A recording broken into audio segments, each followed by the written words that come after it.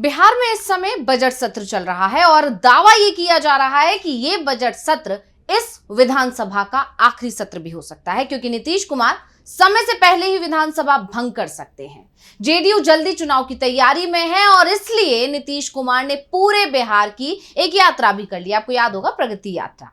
तो दूसरी तरफ बीजेपी चाहती है कि समय पर चुनाव हो ताकि ज्यादा समय तक सत्ता अपने हाथ में रखी जाए। और अगर समय पर चुनाव होते हैं, यानी कि अक्टूबर नवंबर में बिहार में विधानसभा चुनाव हुए, तो विधानसभा का जो मानसून सत्र है वो भी बुलाया जा सकता है। फिलहाल जिस तरह से बीजेपी और जेडीयू के बीच में टकराव दिखाई दे रहा है, उसके बाद ये भी सवाल किए जा रहे हैं कि क्या ये दोनों दल बिहार में एक साथ मिलकर चुनाव लड़ेंगे या फिर चुनाव से पहले ही नीतीश कुमार एनडीए का साथ छोड़ देंगे। वैसे जेडीयू के एनडीए छोड़ने की बात तो लगातार की जा रही है, नीतीश कुमार को बार बार सफाई भी देनी पड़ रही है, लेकिन जिस तरह से बीजेपी और जेडीयू के बीच दूरियां बढ़ रही हैं, खास तौर पर हाल ही में जो मुद्दे सामने आए, उससे यह साफ हो गया है कि बीजेपी अपनी हिंदुत्व की नीति पर आगे बढ़ने की तैयारी में है और वो इस बार चुनाव में जेडीयू की चिंता भी नहीं करेगी। जो मुद्दे बीजेपी नेताओं की तरफ से उठाए जा रहे हैं, उसके बाद से यह कहा जा रहा है कि चुनाव से पहले बीजेपी और जेडीयू का गठबंधन टूटना तय है और अगर नीतीश बीजेपी के साथ बने रहते हैं तो जेडीयू ही समाप्त हो जाएगा, यानी कि खत्म हो जाएगा। तो कैसे जेडीयू और बीजेपी के बीच बढ़ रही हैं दूरियां, आज हम इसी सवाल पर अपनी स्पेशल रिपोर्ट में करेंगे चर्चा। नमस्कार, मैं हूं अंशिता। बिहार विधानमंडल के बजट सत्र के दौरान महागठबंधन और एनडीए के बीच जमकर गर्मागर्मी देखी जा रही है।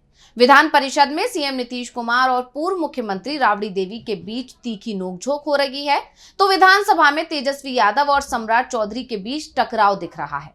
तेजस्वी नीतीश पर भी तंज कस रहे हैं। राबड़ी देवी ने तो यहां तक कह दिया कि नीतीश कुमार के पीछे 5-6 नेता लगे हुए हैं जो उन्हें सिखाते पढ़ाते रहते हैं। वो बीजेपी के गोद में चले गए हैं और बीजेपी के नेता सीएम का कान भर रहे हैं। उनकी पार्टी जेडीयू के भी कुछ नेता भड़काने में लगे हुए हैं। नीतीश कुमार बीजेपी के रिमोट से चल रहे हैं, खुद सरकार नहीं चला रहे हैं, बल्कि सारा का सारा पावर बीजेपी और आरएसएस को दे दिया है। इसीलिए राज्य में अपराधियों का मनोबल काफी बढ़ गया है। उन्होंने ये भी कहा कि नीतीश कुमार से बिहार नहीं चल रहा है। राबड़ी देवी ने ललन सिंह, संजय झा, विजय चौधरी और अशोक चौधरी का नाम लेते हुए ये आरोप लगाया कि ये लोग सीएम का कान फूंकते रहते हैं, ये लोग नीतीश कुमार को खा जाएंगे। दरअसल राबड़ी देवी के आरोपों के पीछे वो सच भी दिख रहा है जिसके चलते जेडीयू के लोग भी डरे हुए हैं। दरअसल पिछले कुछ समय से बीजेपी के नेता जिस तरह से हिंदुत्व की सियासत को लेकर आगे बढ़ रहे हैं, उससे जेडीयू चिंता में दिख रही है। हम एक एक करके उन सभी मुद्दों की बात करेंगे जिसके बाद से ये कहा जा रहा है कि अगर जेडीयू बीजेपी के साथ रहती है तो उसका कमजोर होना तय है। इस समय सबसे बड़ा मुद्दा होली का है। इस साल की होली शुक्रवार को पड़ गई, वहीं रमजान का महीना भी चल रहा है। ऐसे में रमजान को जुम्मे की नमाज मुस्लिम समुदाय के लिए अहम हो गई है। होली और जुम्मे की नमाज एक ही दिन होने के चलते इस पर बीजेपी और जेडीयू दोनों तरफ से अलग अलग बयान आए हैं। बीजेपी विधायक हरिभूषण ठाकुर बचौल ने कहा कि इस बार जुम्मे के दिन ही होली है। मुस्लिम बंधु या तो घर पर रहें, अगर घर से निकलें तो बड़ा दिल करके निकलें। अगर कोई रंग अबीर लगा भी दे तो उसका बुरा ना माने।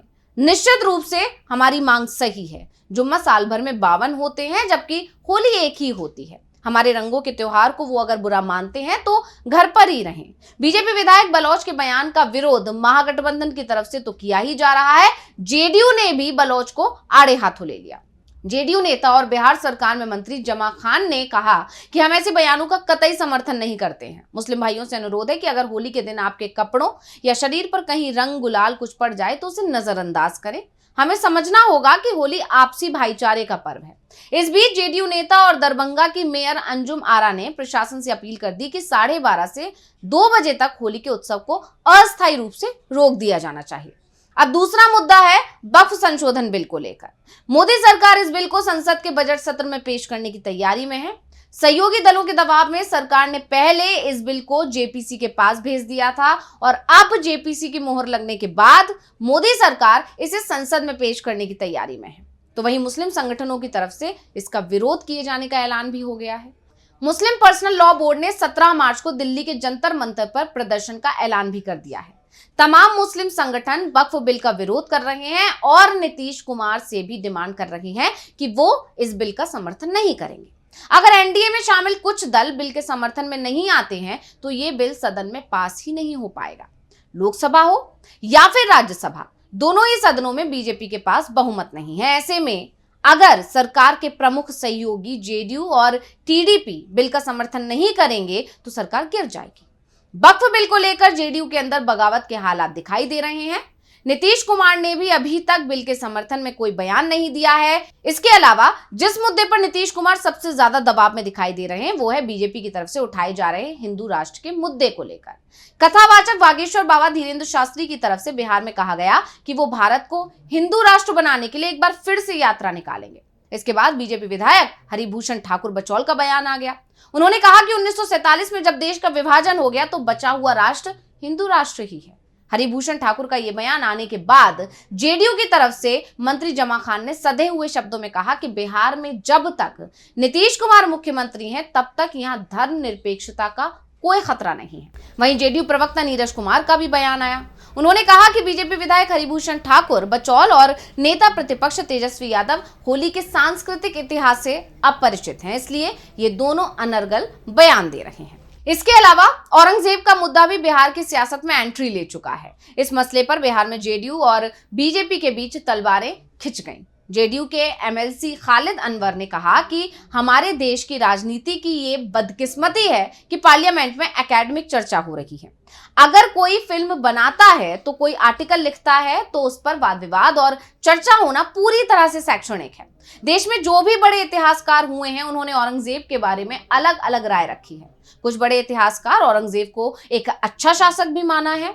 औरंगजेब को जिस तरह से जालिम बताया जाता है वो उतना वैसा नहीं था। एक लॉबी है जो उसको जालिम के रूप में फ्रेम करने में जुटा रहता है। इसके जवाब में भी बीजेपी नेता और बिहार के मंत्री नीरज कुमार बबलू ने कहा था कि आज देश में जो भी औरंगजेब की तारीफ करते हैं उनके खिलाफ कार्रवाई होनी चाहिए। इसके अलावा जेडीयू की एक चिंता सीएम पद को लेकर भी है। बीजेपी के नेता बार बार सीएम पद को लेकर ऐसे बयान दे देते हैं जिसके चलते विपक्ष को जेडीयू पर हमला करने का मौका मिल जाता है। बीजेपी के प्रदेश अध्यक्ष दिलीप जायसवाल और बीजेपी के कोटे से नीतीश सरकार में मंत्री प्रेम कुमार ने जिस तरह से कहा कि बिहार विधानसभा चुनाव नीतीश कुमार के चेहरे पर लड़ा जाएगा, लेकिन मुख्यमंत्री कौन बनेगा इसका फैसला चुनाव के बाद होगा। और उससे पहले अमित शाह का भी इसी तरह का बयान आया था। उन्होंने भी कहा था कि बीजेपी संसदीय बोर्ड बिहार में सीएम का नाम तय करेगा। उससे जेडीयू के अंदर की चिंता दिखाई दे रही है।